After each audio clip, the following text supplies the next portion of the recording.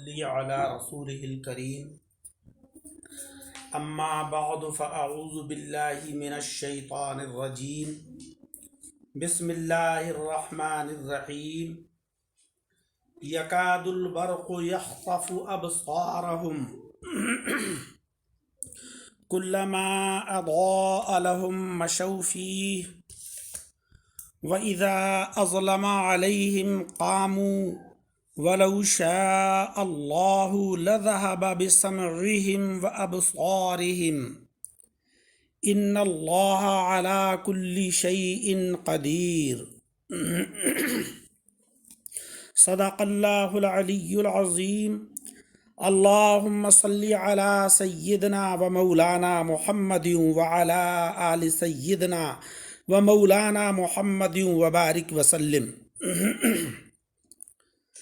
حضرات کرام،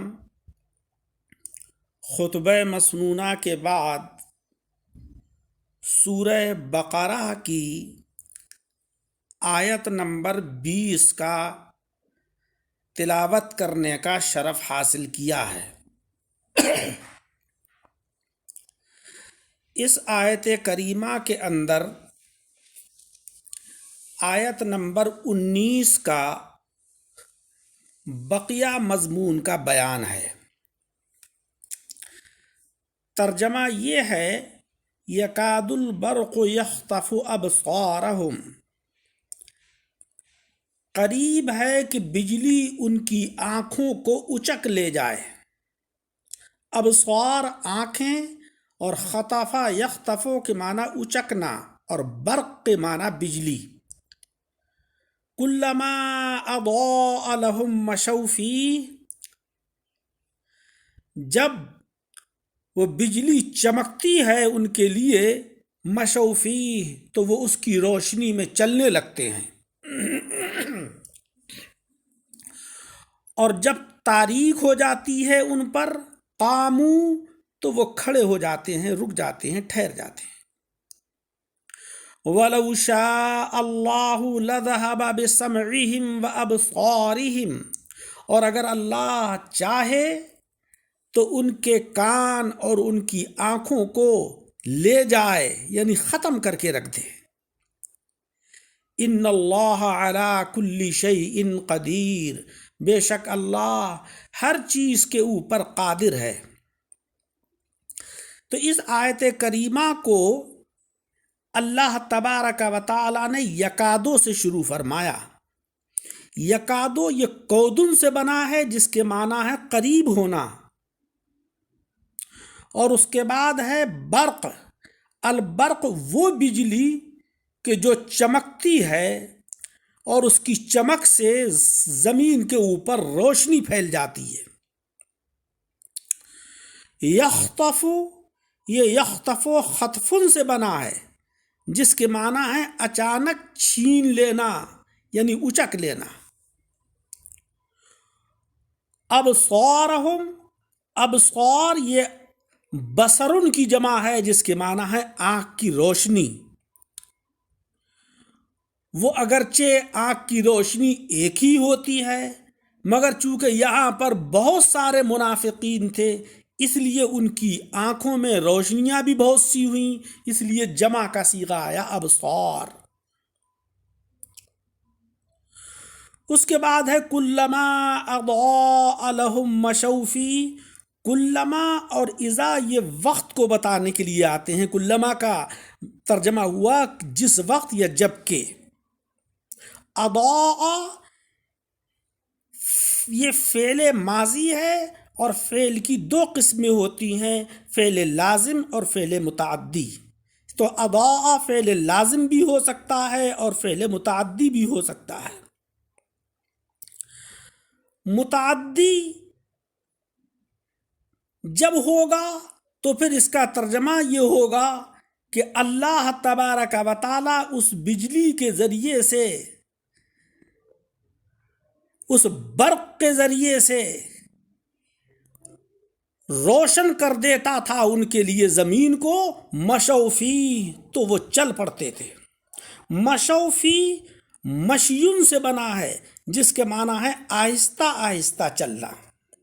تو یکاد البرق یخطف ابصارہم کلما اضاء لہم مشوا فیہ، قریب ہے کہ بجلی ان کی آنکھوں کو اچک لے، جب وہ بجلی چمکتی ان کے لیے مشوا فیہ تو وہ اس میں چلنے لگتے، وَإِذَا أَظْلَمَ عَلَيْهِمْ، اور جب تاریک ہو جاتی، بجلی ٹھہر جاتی تو وہ بھی ٹھہر جاتے تھے، آگے کو نہیں بڑھتے تھے۔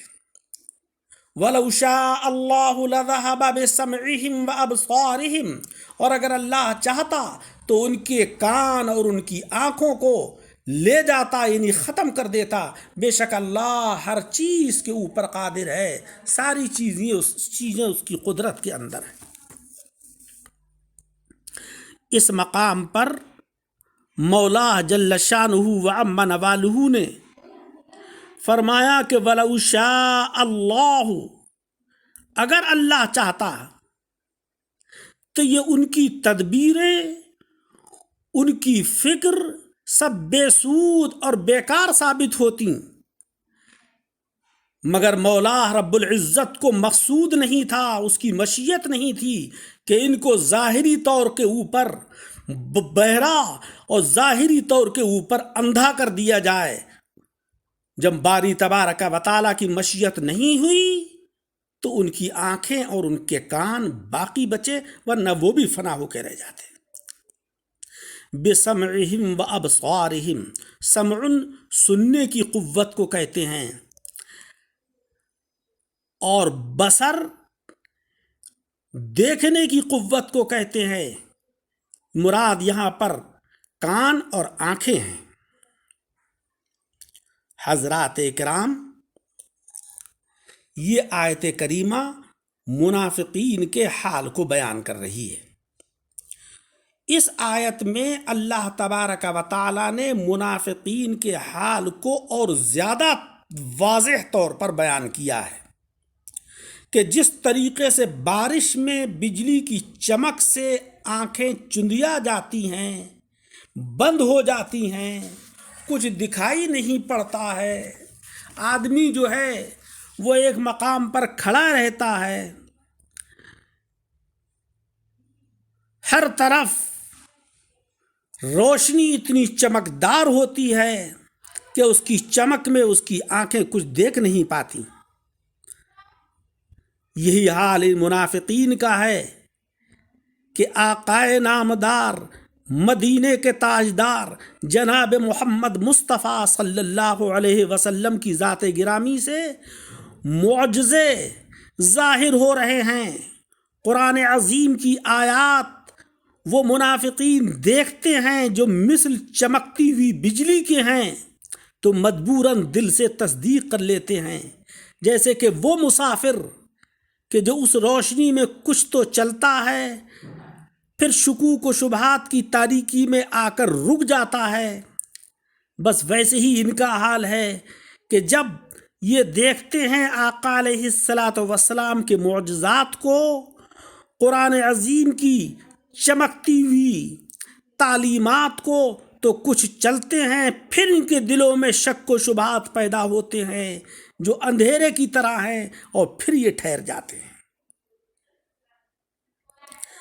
اللہ جل شانہ وعم نوالہ نے اس مقام پر جو کلام فرمایا ہے، اس کی ایک دوسری تفسیر بھی ہو سکتی ہے، اور وہ تفسیر ہے جو پہلے میں نے عرض کی، یعنی عیش و آرام پا کر اسلام کی حقانیت کے قائل ہو جاتے ہیں یہ منافقین، اور اگر کوئی مصیبت پڑ جائے تو منکر ہو جاتے ہیں۔ بادل سے جنگل کا مسافر گھبراتا ہے، اور جو لوگ گھروں کے اندر ہوتے ہیں ان کے اوپر سایہ ہوتا ہے تو وہ بادلوں سے خوش ہوتے ہیں۔ بس یہی حال ان منافقین کا ہے کہ ان کے سروں پر بادل نہیں ہے، اور حضرات صحابہ رضی اللہ تعالی عنہم خوش ہیں کہ ان کے سر پر آسمان ہے جناب محمد مصطفیٰ صلی اللہ علیہ وسلم کی شکل میں، اور اس آسمان سے رحمتوں کا نزول ہو رہا ہے قرآن عظیم کی شکل میں۔ ان قرآن عظیم کی آیات کو پڑھتے ہیں، اس کو سنتے ہیں، اس کو سمجھتے ہیں، اس کے اوپر عمل کرتے ہیں تو دلوں میں سرسبز و شادابی پیدا ہوتی ہے۔ اور یہ منافقین انہی آیات سے ڈرتے ہیں، ان کے اوپر خوف طاری ہے۔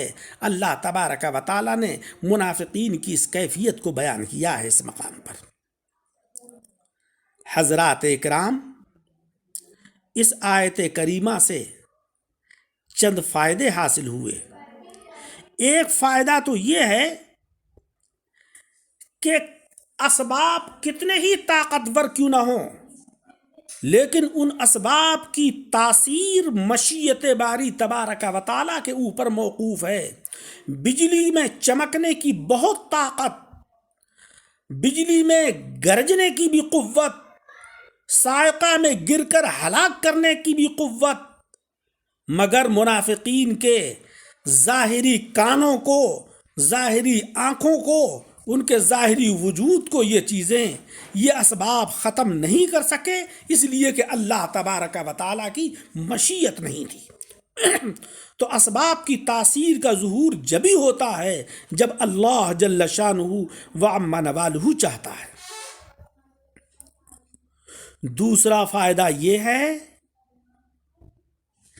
کہ مولا رب العزت کسی سبب کا محتاج نہیں، وہ بغیر سبب کے بھی اپنی قدرت کا ظہور فرما سکتا ہے، اس کی مشیت کے اوپر موقوف ہے، وہ ہر چیز کے اوپر قادر ہے۔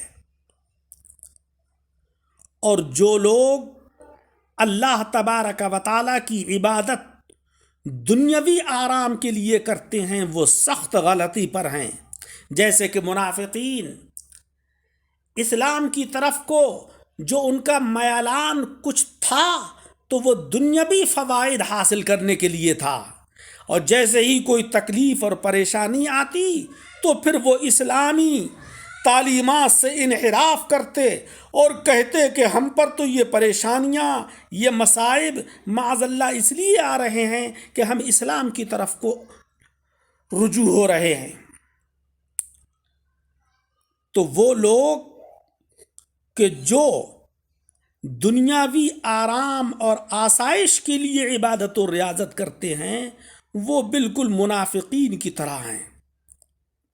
ہم نے بعض لوگوں کو دیکھا کہ اگر ان کا کوئی نقصان ہو گیا تو نماز پڑھنا چھوڑ دی اور کہنے لگے کہ نماز تو ہمیں پھلتی نہیں، معاذ اللہ، اگر ہمیں پھلتی ہوتی تو ہمارا یہ نقصان نہیں ہوتا۔ یہ لوگ اس آیت کریمہ سے عبرت حاصل کریں کہ اگر نیک کاموں سے بلائیں ٹل جاتی ہیں، لیکن اس کا مطلب یہ نہیں ہے کہ نیکوکار پر کوئی پریشانی، کوئی دنیاوی مصیبت، کوئی تباہی نہیں آتی، ایسا نہیں ہوتا ہے۔ اگر ایسا ہوتا تو حضرات صحابہ کرام رضی اللہ تعالی عنہم رات و دن عبادات کرتے، اپنی ذوات کو اسلام کے لیے وقف کر رکھا تھا، لیکن بہت ساری بڑی بڑی پریشانیاں اور بہت سی تکلیفیں بھی ان کو برداشت کرنا پڑی۔ ہمارے سامنے سب سے بڑی مثال ہے حضرت سیدنا امام حسین رضی اللہ تعالی عنہ کی۔ کون یہ تصور کر سکتا ہے کہ حضرت امام عالی مقام معاذ اللہ اسلام کے کسی حصے سے ناواقف ہوں یا اس حصے پر عمل نہ کرتے ہوں؟ آپ کو اللہ تبارک و تعالیٰ نے مکمل عالم اور عامل بنایا، آپ نواسۂ رسول ہیں، لیکن اس کے باوجود بھی بڑی بڑی تکلیفیں اٹھائیں، اور سب سے بڑی تکلیف میدان کربلا میں آپ کو برداشت کرنا پڑی۔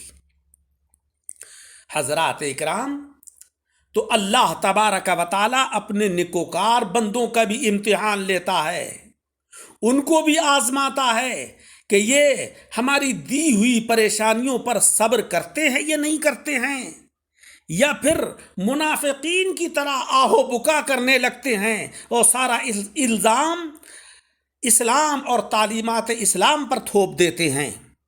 حضرت شیخ سعدی رحمۃ اللہ علیہ نے فرمایا کہ من نگویم کے طاعتم بپذیر قلم عفو بر گناہم کش اے اللہ میں تیری عبادت و ریاضت اس لیے نہیں کر رہا ہوں کہ تو میری عبادت کو قبول کر لے، بلکہ میں تو عبادت تیری اس لیے کر رہا ہوں کہ تو مجھ سے راضی اور خوش ہو جا اور میرے گناہوں کو معاف کر دے۔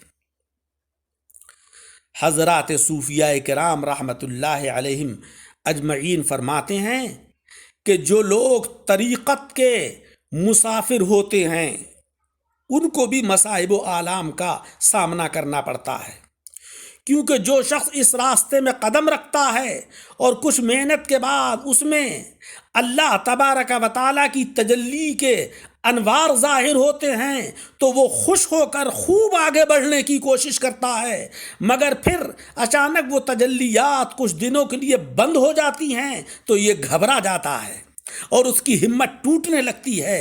اگر مستقل مزاج ہوتا ہے تو ان حالتوں کی پرواہ نہیں کرتا، کوشش کیے جاتا ہے، ورنہ اگر کمزور دل ہوتا ہے تو تھک کر بیٹھ جاتا ہے، اور تھک کر بیٹھنا ہی بڑی محرومی ہے۔ وہ شخص کہ جو مولا تبارک و تعالیٰ کی رضا کا طالب ہو تو ان حالات کی پرواہ نہ کرے، اپنا کام کیے جائے، رضا الہی کے لیے عبادت و ریاضت میں منہمک رہے، ہر وقت اس کو یاد کرے، ہر لمحہ اس کی یاد میں مصروف رہے، کسی وقت بھی وہ خالی نہ بیٹھے، چلتے پھرتے، اٹھتے بیٹھتے، کھاتے پیتے، ہر وقت اللہ تبارک و تعالیٰ کی طرف کو اس کی توجہ رہے تو مولا تبارک و تعالیٰ اپنی رحمتوں کا نزول اس کے اوپر فرماتا ہے، رضا اور خوشنودی کے تاج اس کے اوپر آراستہ فرماتا ہے۔ اللہ تبارک و تعالیٰ سے دعا ہے کہ مولا رب العزت ہم سب کو اسلام کے اوپر ثابت قدم فرمائے اور تعلیمات اسلام سے ہم سب کو آراستہ اور منور فرمائے، ہماری روحوں میں جلا پیدا فرمائے، منافقین جیسا نفاق ہمارے اندر نہ پیدا فرمائے، اور اگر نفاق کی ذرا سی بھی جھلک ہو مولا تبارک و تعالی اس نفاق کی ذرا سی جھلک کو بھی دور فرما دے۔ آمین وآخر دعوانا ان الحمد للہ رب العالمین۔